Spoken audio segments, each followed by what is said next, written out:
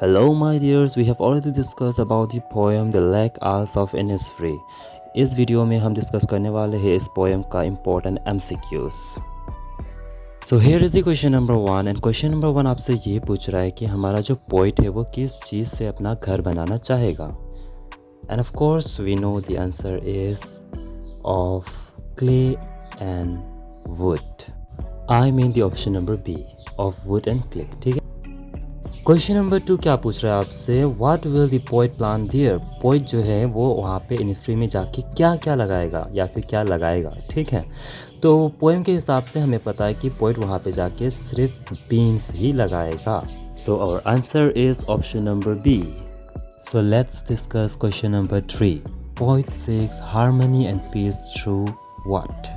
मतलब कि क्वेश्चन यहाँ पे ये पूछ रहा है कि जो हमारा पोइट है वो किस चीज़ के माध्यम से पीस चाहता है. ठीक है, शांति चाहता है.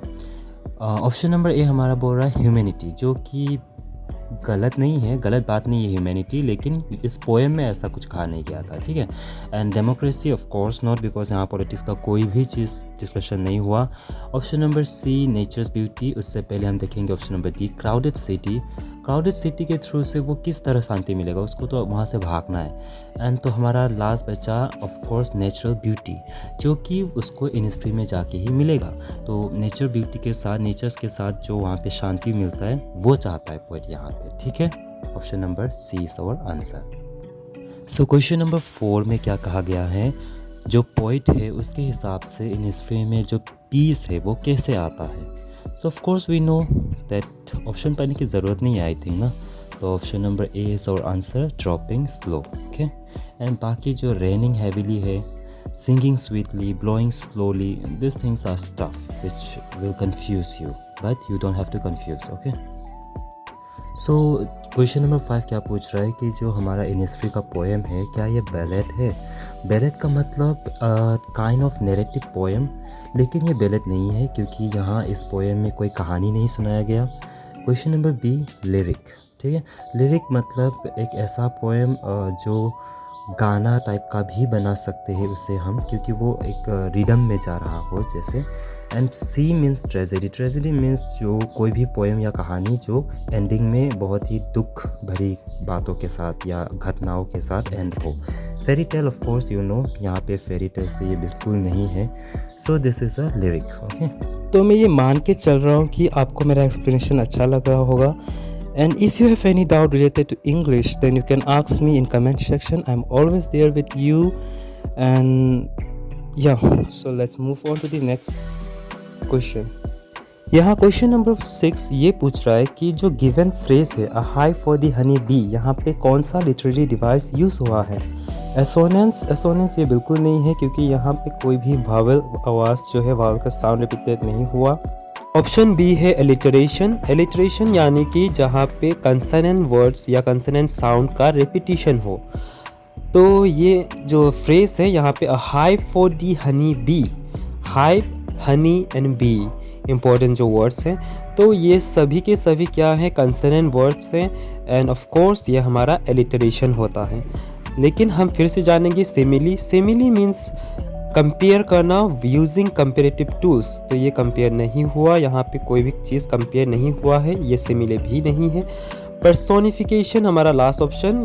Of course personification is not the answer. Why? Because personification का मतलब होता है किसी बेजान चीज़ या फिर नॉन लिविंग थिंग्स में जान ढाल के लिविंग थिंग्स का कैरेक्टर ढालना. ओके. तो यहाँ पे लिविंग थिंग्स का कैरेक्टर ढालना ना ढालने का कोई बात हुआ ही नहीं है, तो ये पर्सोनिफिकेशन भी बिल्कुल नहीं है. सो हमारा आंसर होगा एलिटरेशन. तो क्वेश्चन नंबर 7 में ये पूछा गया है कि पोएट ने पोएम के अंदर किस किस आवाज़ों को लेके बात की है. फर्स्ट ऑप्शन हमारा लेक वाटर आवाज़, लेक वाटर से रिलेटेड ऑफ कोर्स बात की थी. एंड बजिंग ऑफ बेस मतलब बीस का गुनगुनाना आवाज़ था. सिंगिंग ऑफ क्रिकेट भी था वहाँ पे पोएम के अंदर. तो हमारा आंसर हो जाएगा सिंपली ऑल दी अबव. तो क्वेश्चन नंबर 8 हमसे ये पूछ रहा है कि इनिस्फ्री जो जगह है वो क्या दर्शाता है या फिर क्या सिंबलाइज करता है. ठीक है. कोज एंड डिस्ट्रक्शन मतलब कि तोड़ फोड़ करना, तबाह. तो ये बिल्कुल नहीं है. ठीक है. And number B pleasant peace, शांति. ऑफ कोर्स इस ऑप्शन को हम लेके चल सकते हैं. नंबर सी कोटिक लाइफ, मतलब बहुत ही बिखरा हुआ लाइफ ये सब। Option number D natural beauty, ये तो आपको पता ही है। तो हमारा आंसर क्या हो जाएगा यहाँ पे, option number B and D. Okay, और answer is option number B and D, answer option number 3। So now question number 9, what are the different creatures mentioned in the poem? मतलब कि कौन से एनिमल्स को लेके बात हुआ है पोएम के अंदर। तो हमारा ऑप्शन यहाँ पे ऑप्शन नंबर ए है हनी बीज बटरफ्लाई क्रिकेट्स, तो बटरफ्लाई बिल्कुल नहीं था। तो ऑप्शन को ना देखो और जहाँ जहाँ बटरफ्लाई है यानी कि ए बी एंड डी तीनों में बटरफ्लाई है, बटरफ्लाई का बात तो किया ही नहीं गया था। ऑप्शन सी को देखो लिनट्स crickets honey bees, of course our answer is option number C. तो बच्चों ये एलिमिनेशन मेथड होता है, ठीक है। जो गलत है ना उस चीज़ को ढूंढो पहले और उन सभी ऑप्शंस को हटा दो, और जो बचेगा वो भी सही होता है, अगर मतलब होता है, ठीक है। जो सही है वो तो सही रहेगा, जो गलत है उसको हटा दो। ये एलिमिनेशन मेथड होता है। इसको अपनाने से क्या होता है, हमारा टाइम कंज्यूमिंग जो है वो कम होता है। So finally we reach to our last question, that is question number 10। तो क्वेश्चन नंबर 10 भी हमारा लिटरेरी डिवाइस से ही रिलेटेड क्वेश्चन है। क्वेश्चन में क्या पूछा गया है, हेयर मॉर्निंग इज, और मतलब जो सुबह है, मॉर्निंग जो वर्ड है यहाँ इस पोएम में जो यूज़ किया गया है, ये आयरनी है, सिमिली है, मेटाफोर या फिर पर्सोनिफिकेशन है, ठीक है। तो हमारा आंसर क्या हो जाएगा यहाँ पे, पर्सोनिफिकेशन। पर्सोनिफिकेशन मतलब हमने पहले ही समझा कि जो लिविंग बीइंग नहीं है उस चीज़ के अंदर लिविंग बीइंग का कैरेक्टर डालना। तो ऑफ कोर्स यहाँ पे बात कहा गया था मॉर्निंग कम्स, मतलब जो सुबह है वो आ रहा है। इसका मतलब क्या हुआ, उस मॉर्निंग जो चीज़ है उसका कोई हाथ पैर नहीं है कि वो आएगा, लेकिन ऐसा दर्शाया गया है कि मॉर्निंग हाथ पैर है उसका और वो आ रहा है। It means this is our answer personification. Okay, देखो लिटरेरी डिवाइस से रिलेटेड आपके क्वेश्चन पेपर में हर साल 2 या 3 क्वेश्चंस आते हैं। सो मैं सोच रहा हूँ कि ये जब इतना ही इम्पोर्टेंट है तो इसके लिए अलग से एक वीडियो बनाऊँ। अगर आपको इम्पोर्टेंट लगे तो आप कमेंट सेक्शन में बोल देना। तब तक के लिए this much only for today, good bye, take care, bye bye.